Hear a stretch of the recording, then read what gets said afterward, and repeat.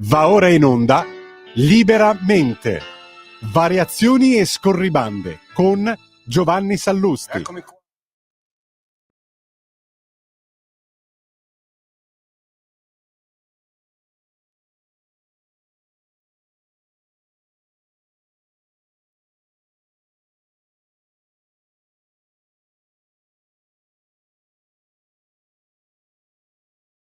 Buongiorno a tutti, bentornati a Liberamente, variazioni e scorribande qui su Radio Libertà. Allora, in questi giorni sul caso San Giuliano ne abbiamo sentite di tutte, veramente di ogni analisi storica, psicologica, matrimoniale, paramatrimoniale, antropologica. Per fortuna nessuno, almeno in questo caso, ha scomodato il fascismo. E invece, non ci crederete, ma Repubblica è arrivata a scomodare il fascismo sul caso San Giuliano. Giuro, è successo.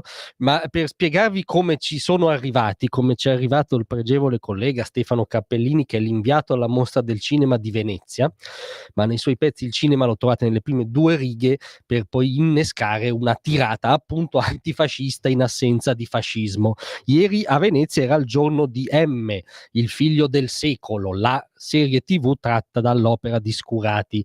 Sapete, l'unico caso di scrittore censurato in un paese dove il Presidente del Consiglio ha condiviso il testo censurato sulle sue pagine social. Ma comunque Cappellini, quindi era il giorno di Cappellini proprio perché c'era la serie su Mussolini e infatti su Repubblica c'è una lenzuolata di Cappellini dove sostanzialmente non esce nulla sull'opera in sé, ma c'è tutta un'analogia col presente. E non per dire, il fascismo è intorno a noi, è il titolo riportato anche in prima pagina. Nel pezzo veniamo resi edotti che appunto il fascismo è intorno a noi, sta usando gli stessi argomenti di 100 anni fa e sfruttando le stesse indecisioni che allora gli spianarono la strada. C'è da rabbrividire nella pinacoteca di analogie con il presente che M allestisce.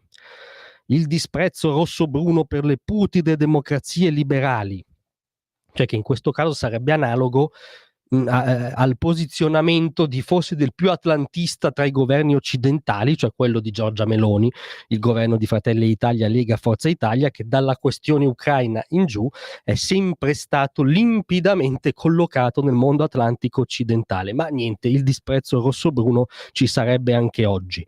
La sicumera antipolitica che produce odio per il Parlamento, forse si riferisce agli amici del Campo Largo, quindi presumiamo anche amici suoi dei 5 Stelle, no? Che volevano aprire il suddetto Parlamento come una scatoletta di tonno. Il ricordo ovviamente il cambio della legge elettorale per dare il 65% dei seggi a chi raggiunge il 25% dei voti. Non capite che lo fa per spazzare via il Parlamento? Urla Matteotti in aula nella serie, e Mussolini ghignando in camera non lo capiscono. È qui evidente l'analogia col premierato, no? È proprio lì da vedere la legge fascistissima uguale alla riforma del premierato, che peraltro è il modello di governo del sistema Westminster, cioè del sistema britannico, ma vale tutto il suo contrario nell'analisi storico-cinematografica di Cappellini. C'è la volontà di usare la rabbia degli ultimi per esercitare il dominio dei pochi sui molti.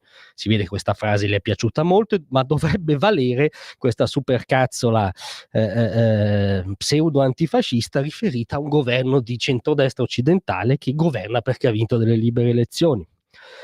Certo, concede Cappellini, quello era il fascismo nudo e crudo, quello di M, non quello imbellettato e revisionato che va forte oggi. Il fascismo rimasto nelle viscere della società, dei nostalgici più o meno mascherati. Attenzione, perché il veleno è in coda, il colpo di genio è in coda al pezzo. Nostalgici evocati da Giorgia Meloni durante un'intervista TV nell'ultima campagna elettorale. Direttore, vinceremo per quelli che per decenni hanno dovuto tenere la testa bassa. Giorgia Meloni intendeva ovviamente tutti gli esclusi dal mainstream di sinistra, ma poco importa la realtà, conta la sua rappresentazione sempre nei pezzi di Repubblica, a maggior ragione nei pezzi di Cappellini da Venezia, perché la chiusura è questa. Il direttore era Gennaro San Giuliano. È una serie da non perdere. È una serie da non perdere perché parla del fascismo di oggi che è intorno a noi e si arriva a Gennaro San Giuliano. Cioè si evoca San Giuliano, no, legato al fascismo di oggi, si evoca un caso di pruderie, guardonismo, sputtanamento, di imbarazzo politico, anche oggettivo, per cui sicuramente, come ha detto un altro prestigioso ministro di questo governo, si poteva avere più cautela. Sicuramente, come dice oggi il direttore del giornale, San Giuliano potrebbe valutare le dimissioni ma per ribaltare il canovaccio dei suoi nemici, cioè questa crocefissione mediatica inguardabile che va in scena ogni giorno. Ma questo caso è emblematico del fascismo di oggi, che è uguale al fascismo di ieri, e quindi Repubblica supera se stessa e scomoda perfino il fascismo per parlare del caso San Giuliano. È incredibile, ammetto di non aver più parole. Vi do appuntamento a settimana prossima, dove tornerà il nostro palinsesto completo, e quindi Liberamente tornerà nel suo doppio appuntamento alle 9:30 il lunedì, alle 9:30, scusate, di mattino, e alle 18 alla sera, dal lunedì al venerdì. Grazie a tutti, attenti al fascismo del caso San Giuliano.